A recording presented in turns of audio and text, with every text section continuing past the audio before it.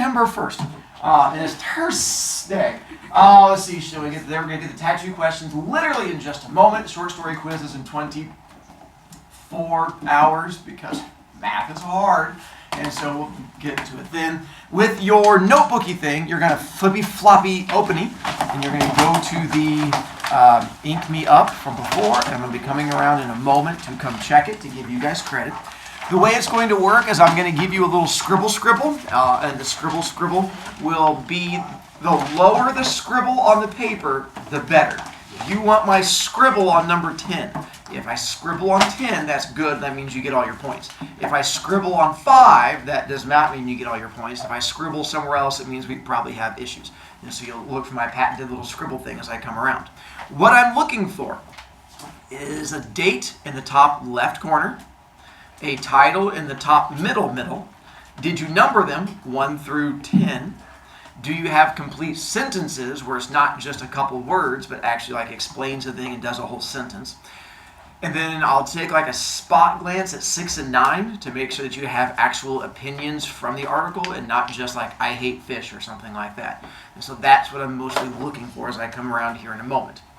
While I'm doing that, you are also going to have our iPad for a moment because you are going to be downloading an app that we are using for tomorrow's quiz. Tomorrow's quiz is not on Canvas. It is not on paper. It is on an app called Socrative, where we are going to take a quiz in a way that you have never taken a quiz before. It is going to be memorable. And so you have to, if you already have it, good job, you're done. You don't have to flex on Kids Wally. Those of you who don't have it, make sure you download it now, because I'm going to be coming around and doing a thing while you do a downloading thing. And you're going to just make sure that you have the one that says Socrative Student. And then make sure you can open it and get to the part that says room name. If you get to the part that says room name, then you can make like Wally and flex on other kids because you've gotten to the right spot. And then once I've come around and checked everybody, we'll continue. Home kids, we're going to pause because if not, it's going to be really boring as I walk around and you're going to fall asleep again. All right. Home children, you should also have made sure that you downloaded this because as long as you're alive tomorrow, then you're going to want to have this thing. There is a website version, but it is not as good. It gets a bit more janky and locks up and has issues. But it is better than nothing. If you have no iPad tomorrow, then, well, we just get to torture you. If you're currently live and in person in the class and you still have an iPad on your desk, I get to attack you because I said to clear off your iPad 3 times. And apparently some kids just have trouble listening. I get to make fun of them. Hi, Bryce. What's up? Do you have like a pencil sharpener? Do I have a pencil sharpener? I have 2. One over there and one on my desk. The one on my desk is better, but it has directions because it's tricky to use. But if it's too tricky for you, you can use the dumb kid one, which is over there. All right. Caleb, is that your... Are you still looking for the hall pass? No. Yeah. Oh, okay, you got it. I was like, I thought you were just running away. All right. Here. Hang on. Let me get my signature scribble of the man standing next to a moon. There we go. To you guys, let's get to our story for today. With an all brand new shiny Brovy art that I just made today. So on this one, if you look on the, you guys really need higher standards if you're applying something like that. Go to the right-hand side of the paper. Left-hand side should be done if you're looking at the back side of it. We've done Lady and Tiger. Now we're going to do the one about the fisheryman. And so here, the problem is, yesterday, I was able to go through all the answers with you. Today, we might not get a chance to, because I've got a feeling it's a shorter class period, slightly longer story, some other things going into it. So here's where you're going to have to do this thing called thinking on your own. I know.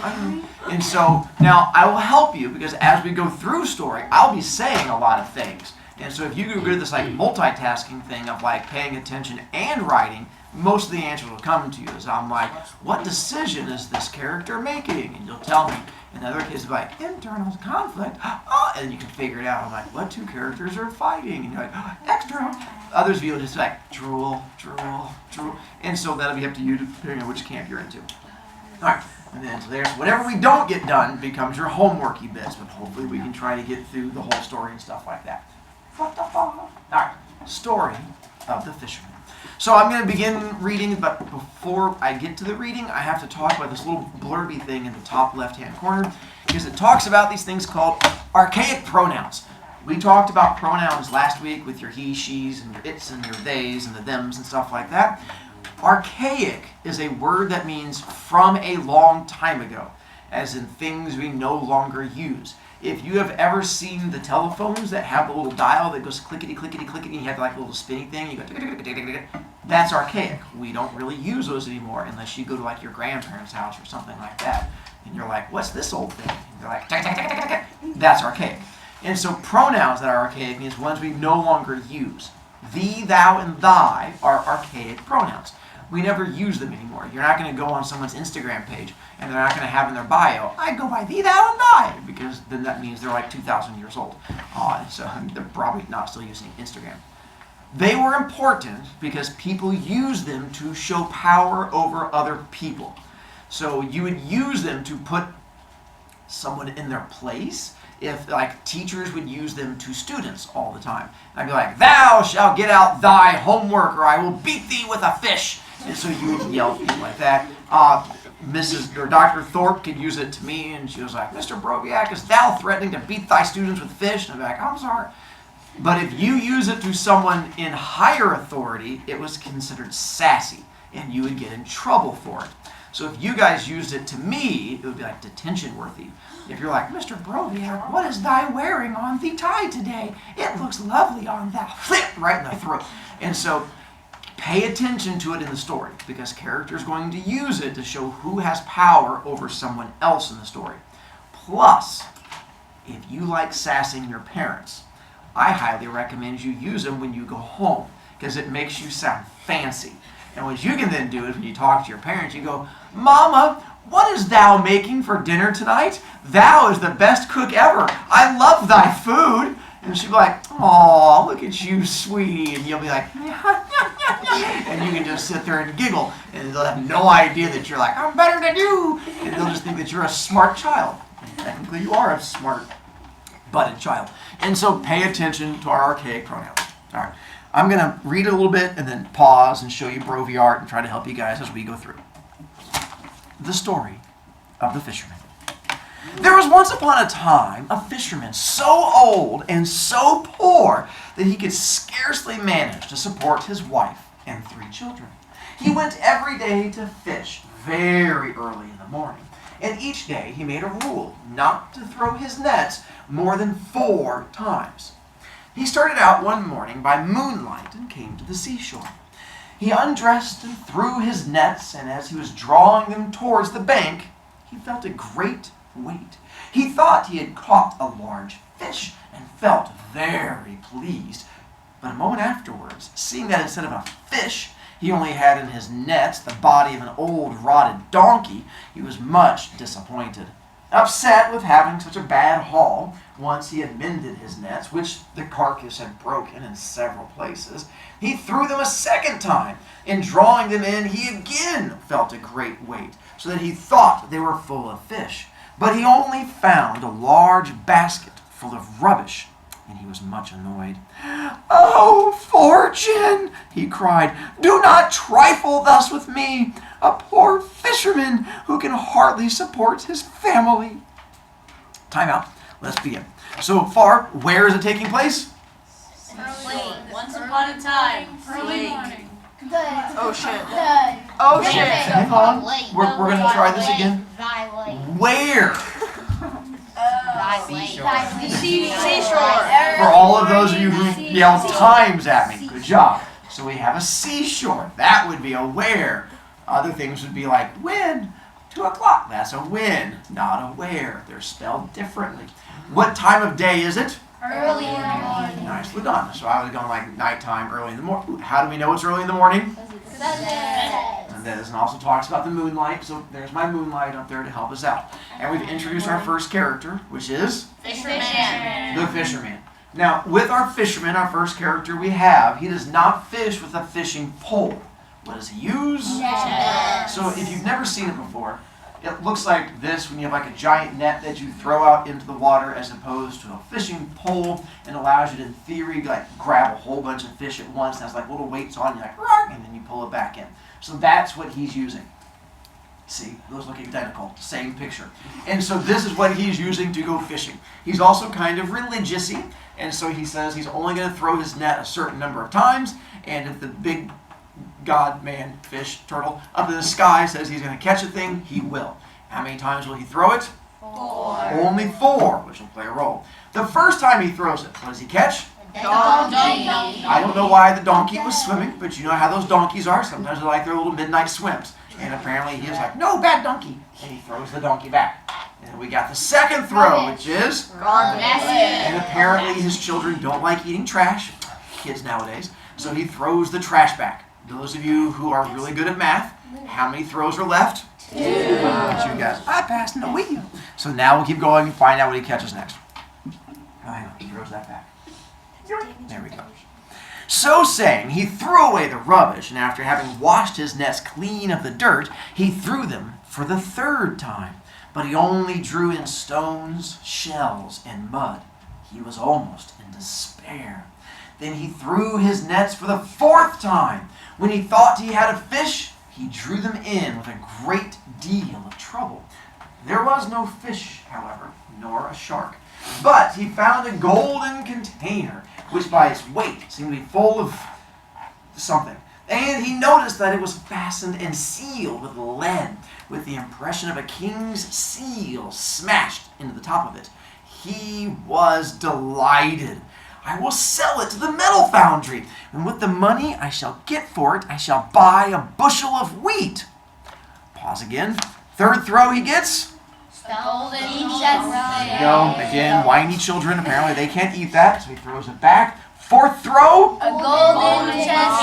And so I didn't find a good picture of a golden treasure, but I found the next best thing, which is jelly.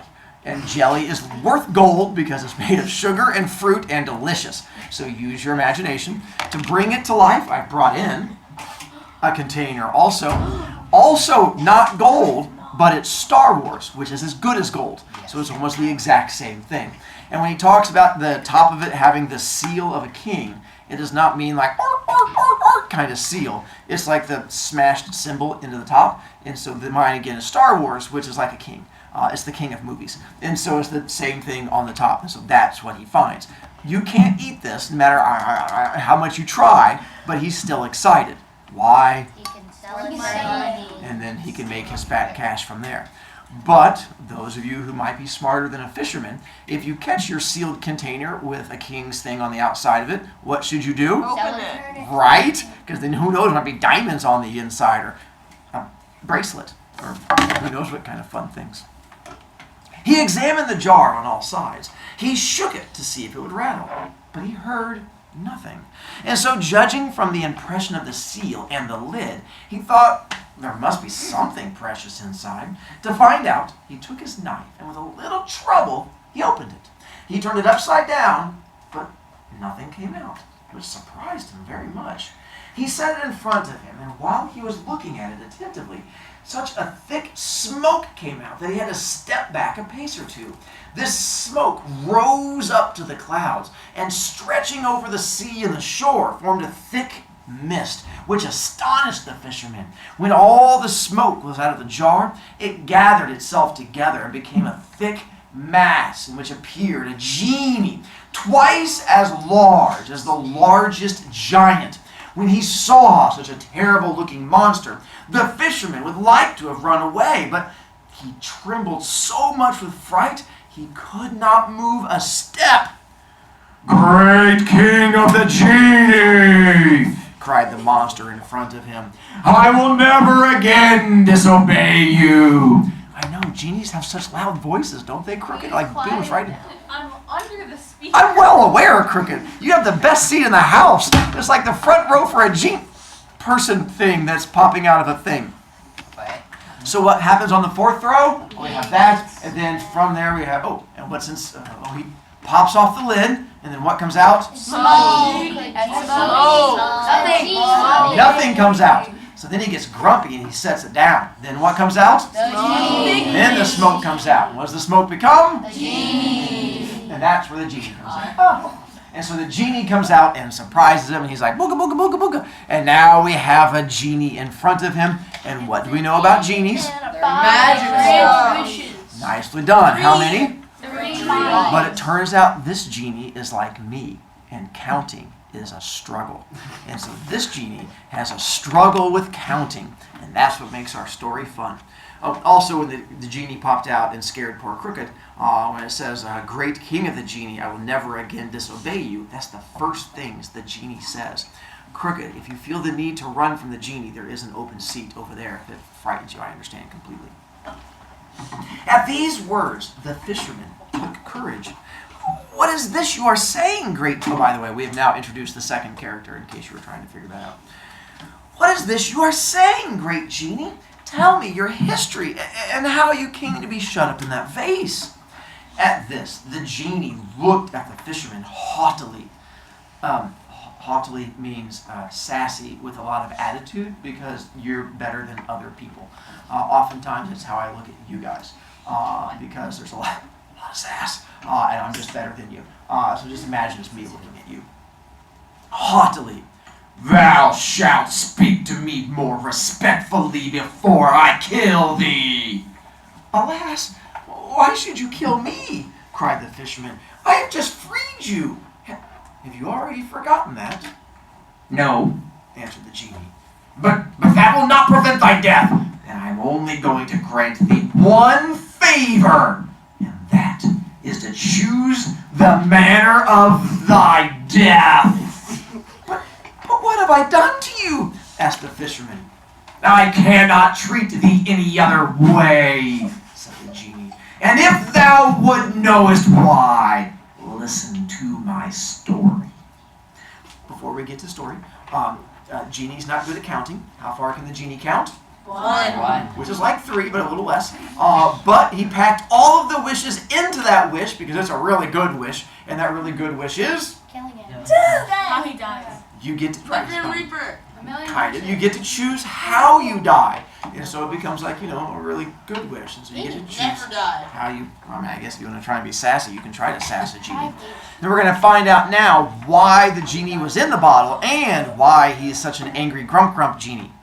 Is it like the bad guy from Aladdin when they turn him into a genie? And Jafar? Yeah, and then We're they gonna find- kick him over the mountain. Oh, we're going to find out in a moment.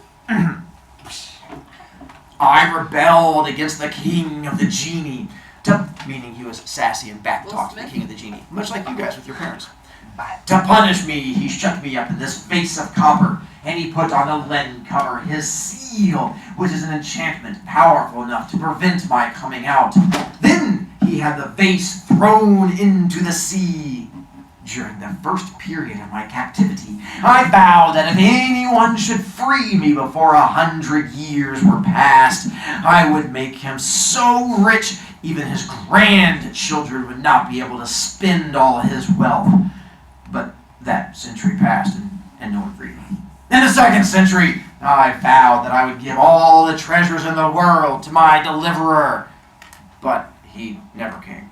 In the third, I promised to make him a potent, powerful king, to be always near him, and to grant him 3 wishes every day. But that century passed away as the other 2 had done, and I remained in the same plight. At last I grew angry at being captive for so long, and I vowed that if anyone would release me, I would kill him at once, and would only allow him to choose in what manner he should die. So you see, as you free me today, choose in what way you're gonna die." The fisherman, I'm assuming that's how the genie would talk. The fisherman was very you guys know how long a century is? Yeah. So 1,000 years. roughly how long was he in there? 1,000,000,000. Yeah, it was like 400 to 500 years. And that's why he used to. So he started off nice, then got grumpier and grumpier and grumpier until eventually he just got to, "I'm just going to kill you." And that's when he released the fish, where the fisherman got him out. The fisherman was very unhappy. "What an unlucky man I am to have freed you. I implore you to spare my life." "I have told thee that it is impossible. Choose quickly. Thou art wasting time." Oh, and who is using the pronouns? And so who has power? The genie. Fish. The fisherman began to devise a scheme. And what's a scheme? Plan. since I must die, before I choose the manner of my death, I ask you on your honor to answer me truly one question. The genie, finding himself presented with such a positive response to his command, trembled and replied, "Ask what thou wilt, but make it quick. I wish to know if you really were in that vase this whole time. Dare you swear it by the name of the great God?" "I do swear by that great name that I was," answered the genie. "I really cannot believe it. That vase, the one there, it could not even contain one of your feet. How could your whole body go in? I cannot believe it unless I see you do this incredible thing." Have you figured out what the fisherman's doing? Trap him back in the bottle. He's gonna wow him in. Is it possible that thou dost not believe me after the solemn oath I have taken? Truly not I, nor will I believe you unless, you go into the vessel again. Then the genie began to change himself into smoke, which, as before, spread over the sea and the shore, and which, then collecting itself together, began to go back into the vase slowly and evenly, till there was nothing left outside. Then a voice came from the vase, which said to the fisherman, "Well, unbelieving fisherman, here I am in the vase. Do you believe me now?" The fisherman, instead of answering, took the lid of lead and shut it down quickly on the vase. "Oh, genie, now it's your turn to beg my favor. But I shall throw you into the sea from where I took you, and then I will build a house on the shore to warn fishermen who come to cast their nets here against fishing up such a wicked genie as thou art, who vows to kill the man who frees thee." At these words, the genie did all he could to get out, but he could not because of the enchantment of the lid. Then he tried to get out by cunning. "Open the vessel, give me my liberty, and I promise to satisfy thee till thy own happiness is fulfilled." "Thou art a traitor," replied the fisherman. "I should deserve to lose my life if I were such a fool as to trust thee. If I trust myself to thee," continued the fisherman, "then I am sure you will surely betray me again in the future when it suits your needs. No, you shall forever remain encased in this tube."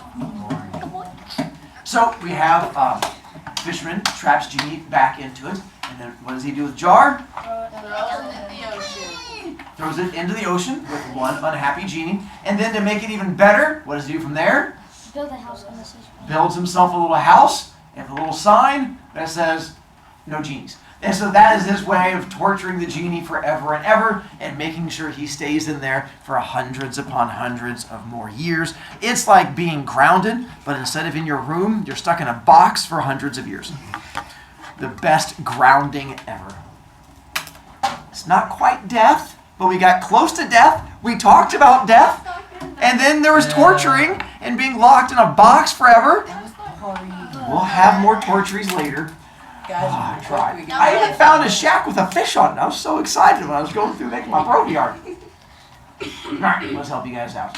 Characters. Who are the two characters? Fisherman There you go. Now, for Fisherman Genie, remember your descriptions cannot work for the other one, so keep that part in mind. So how would you describe Fisherman? Tricks genie. Smart. Would tricks Genie work? I put religious, poor. You guys put poor. For Genie, Sassy. Dumb. Fisherman's also kind of sassy towards the end. Gullible. No, gullible. That would definitely work. Yeah, dumb. Speaking of which, who is using the pronouns at the end of the story? Fisherman. Why? Because he He won. Now he has the power, and all of a sudden the genie's no longer using the pronouns because the genie was free for all of 12 seconds. For the wins, our two wins were, Early in the morning. and Once upon a time. Very long time ago. I put a long time ago because that's how the whole thing starts off, was once a long time ago. And then early in the morning for the where, Seashore. and then where in the world do we find genies? Bottle. I went from the Middle East. It's like, you don't find genies around here, but apparently they pop up all over the place there. You just walk down the street and trip over genies. So around here, they're a bit more rare. First thing that happens in the story? Fish. The man catches man donkey. wakes up. Fisherman catches donkey. Fisherman goes fishing. How many times? 4 times. Works for me. So the fact that he's only going to toss the net 4 times. The last thing that's going to happen? Fisherman throws container back into the ocean. Works for me. Tricks genie back into canister. The middle one? Fisherman discovers genie in canister. So if 1 is he tosses his net 4 times, and 3, fisherman discovers genie in canister. By the way, because this is going to disappear in a moment, the only one you really have to have is 3. Because as long as you have number 3 down, you can figure out all the other ones. The only one that's ever tricky is number 3. Because you should know the beginning, you should know the end. If I give you number 3, 2 and 4 are pretty simple. Fisherman only tosses net 4 times. Fisherman discovers genie in canister. What has to happen for number 2? He catches the canister. See? I have faith in you. Final cast catches canister. If 3 is he discovers genie in canister, and 5, fisherman's putting genie back into canister, what happens between those? Releases him. Then why doesn't he just let the fisherman stay out? Genie threatens to kill him. There's the important part. That's why he puts genie back in, is because the genie tries to kill him. If the genie came out and said, let's high five and go drive some hot rods together, he's not going to put the genie back into the container. When the genie says, I'm going to throat jab you, he goes, go away, Mr. Brovicast. So it helps you out from there. And then, point of view. Per person on mission. So you're saying there's a scene without the Yes. fisherman. Yes. What scene is not of the fisherman? It's when he's telling them about like The story. Who's he telling the story to? But he's not in it. Yeah, it's in quotations. So he's telling it to the fisherman. The other ones, I have faith in you figuring out. You can figure out the decision. We have to vote. We already I voted. did. That was at the beginning. You guys already killed the kid. Everybody died. Remember? Only boys were trying to find happiness. Every girl was voting for death. I said kill. See you later. Tomorrow, we're going to have an experience. That's